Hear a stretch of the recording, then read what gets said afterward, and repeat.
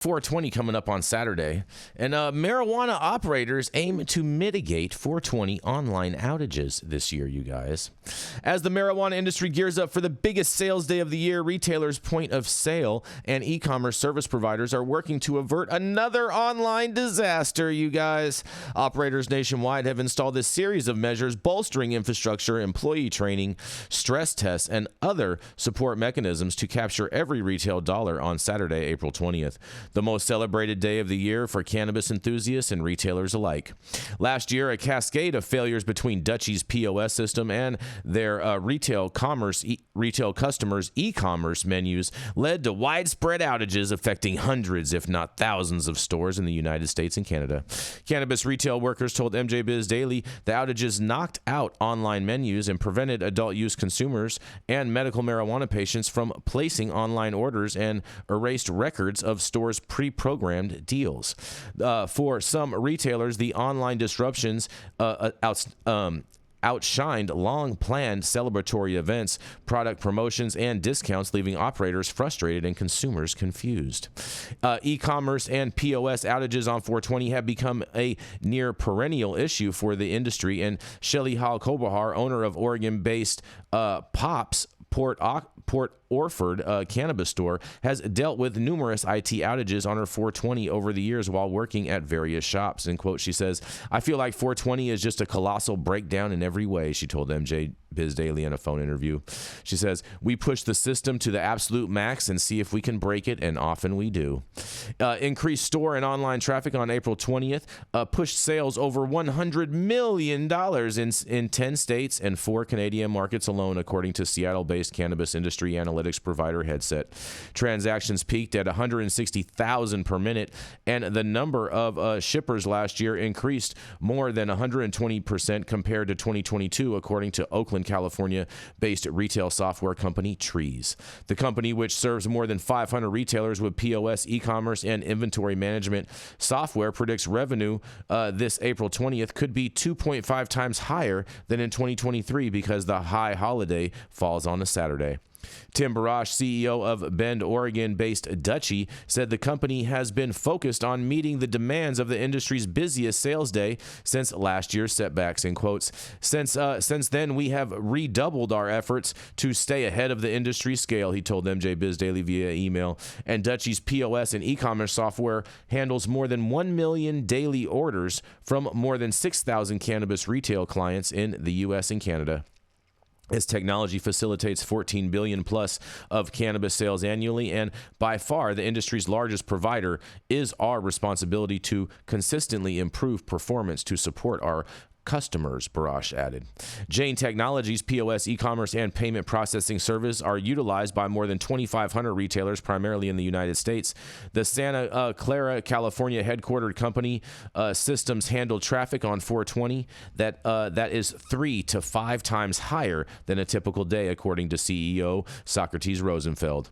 In quotes, "Not only do we build things with scalability in mind," he said, "but we go through the extensive testing throughout the year." Rosenfeld said Jane Technologies runs stress tests during other high-volume sales days, including St. Patrick's Day, Memorial Day, Labor Day, Green Wednesday, and the day before Thanksgiving and New Year's Eve. Those days are heavy retail traffic, and demand help the company identify potential bottlenecks, application programming interface and interface disruptions, and other glitches, he said. Jane Technologies, which launched on April 20th of 2017, meets with every client leading up to the big day to ensure menus are built properly and connections and integrations work correctly. Rosenfeld said, adding that 420 should be a showcase for operators and vendors. In quotes, "It's like Cyber Monday for e-commerce sites or Black Friday for brick and mortar retail," he said. "We should celebrate this plant on the day it should be celebrated and not get distracted by websites getting crashed. Let's see if this industry can win on 420, he says. In the event of a tech outage, retail teams at Kansas City, Missouri-based marijuana multi-state operator Greenlight Dispensaries have a system to record sales manually with metric and track and trace software required by several states. In the event of a system outage. Employees at Greenlight's 32 stores in 6 states are trained to log handwritten paper sales as well as product information required by Metric and the state's regulators. Those sales sheets will then be passed back to the in-house staff to record in Metric as required by the state. The records then would be manually entered into Dutchie to avoid double entries, explained Greenlight CEO John Mueller, who expects the cannabis chain to double sales this year with 420 occurring on a weekend. And the Dutchie outages last year slowed lines at Greenlight stores, but they didn't disrupt sales or lead to business losses, Mueller said. Ann Arbor-based Michigan-based C3 Industries, parent of high-profile cannabis shop, bolstered its tech infrastructure, increased server capacity, and optimized system performance to handle the expected blitz of online traffic this 420. C3's 21 marijuana stores in Illinois, Massachusetts, Michigan, Missouri, and New Jersey added POS terminals, express checkouts, and support staff to handle the holiday rush.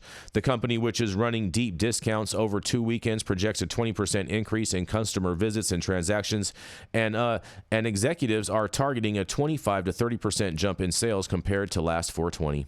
In quotes, "We expect to run up the actual 420 holiday to be significant," C3 Chief Operations Officer Sanip Shah told MJ Biz Daily.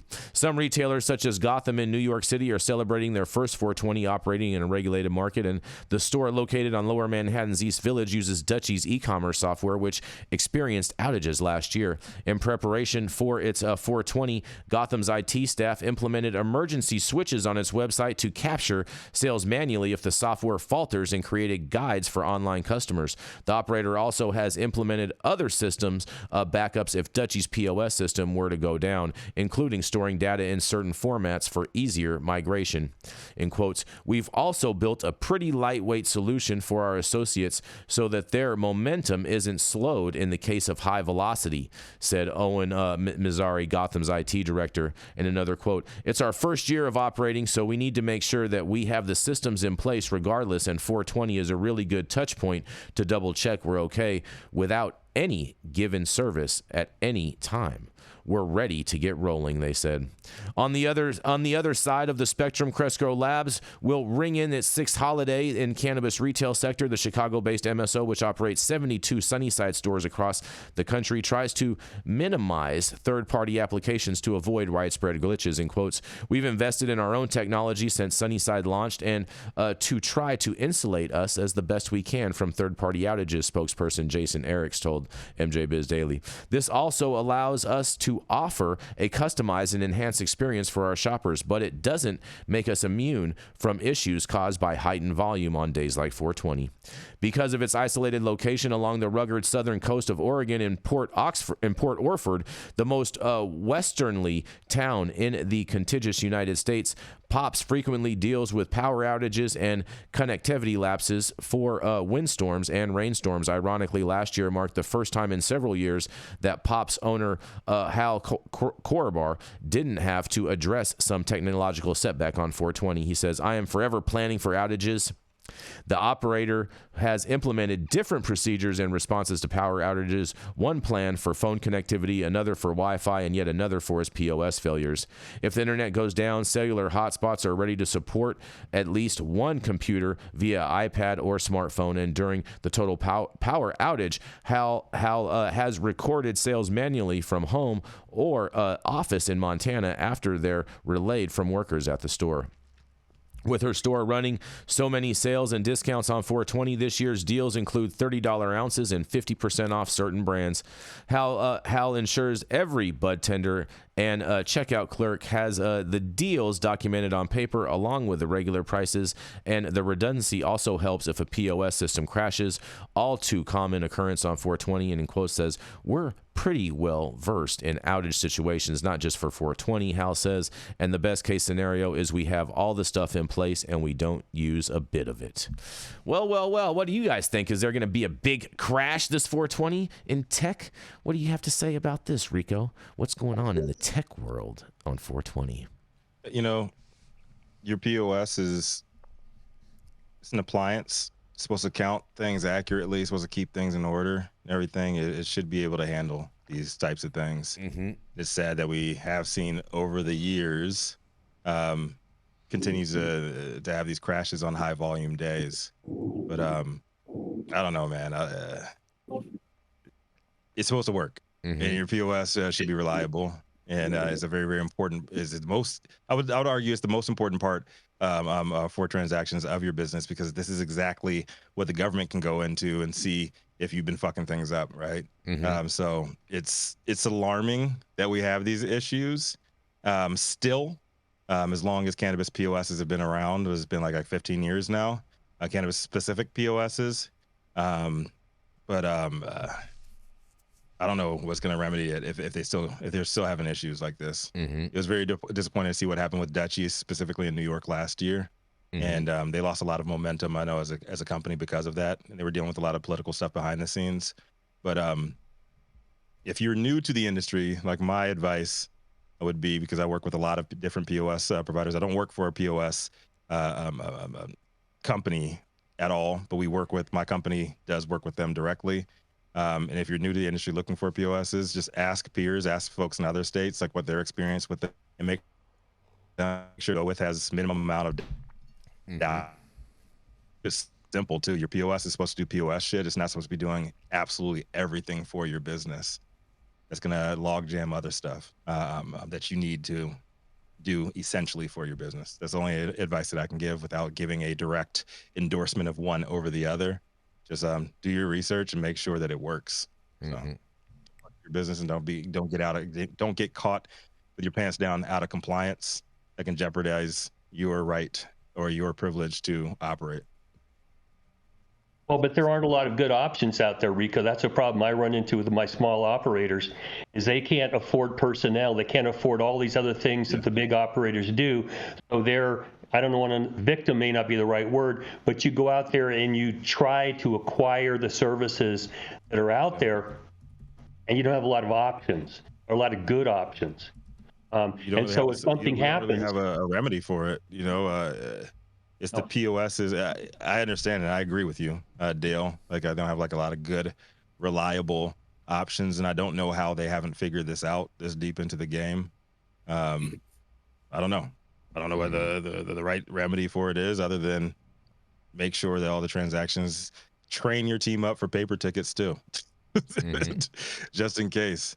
Backup paper. That's the big one. Be ready for the backup. Like, man, you got one job. You're supposed to have one job. Take care of it, unless your POS is a POS. Come on, man. From the consumer standpoint, like, there's no excuse for it. You've got really one big sales day, one huge sales day. You've got 364 days to prepare for it. Be ready. Come on. Right. Well, but the practical realities, guys, is that you got to hire people. They come in as unskilled workers at minimum wage, and you expect them to take detailed notes, because the state requires a lot of detailed notes about these transactions. So the backup is to hire someone who may not know anything, under pressure, how to do this, and you've got requirements to document every sale you have. So that's the problem my employers run into. If your POS system works great, it operates with metric, they show up to audit you, man, you've got all the documents you need. But if not, you've got someone who may be an unskilled worker. You're not hiring MAs or, PhDs at $16.50 an hour, $20, whatever it is. And you put them under pressure to start recording 4 or 5 times the average daily load, they're going to fuck some things up. That's what concerns my clients. And I don't have an answer for them, because how do you prepare somebody for a couple of days a year where you get really bombarded and they're struggling just to meet their basic requirements of taking orders out and filling them? I mean, that's the practical reality that we face here.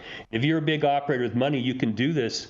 If not, you're a victim. If these systems go down and your backup system doesn't work, then your 420 bump in business comes with so many legal problems with it that you start pulling your hair out, whatever's left of your hair after being, a small operator in this industry.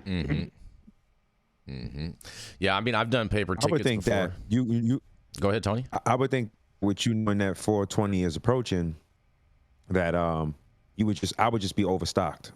Like, there's no way that I would. It's different, but for me, has nothing to do with being. I would be overstocked. Has nothing to do with being overstocked. This is what happens: is you get the technology glitches, and all of a sudden you're trying to ring somebody up, and then it doesn't work. and then you're unable to complete the transaction. That's what this is all about. Is all about the technology that we are required to use to make sure that everything is documented for the states and all of this and that. Make sure that all the compliance is done, and that's all done digitally as opposed to manually. But nonetheless, we are going to keep. What's that? Oh, quick question. Yeah. Why not sit down with the people that you know and try to figure out a program or create a program that would simplify it? Well, I mean, that's a much longer conversation, Tony. But nonetheless.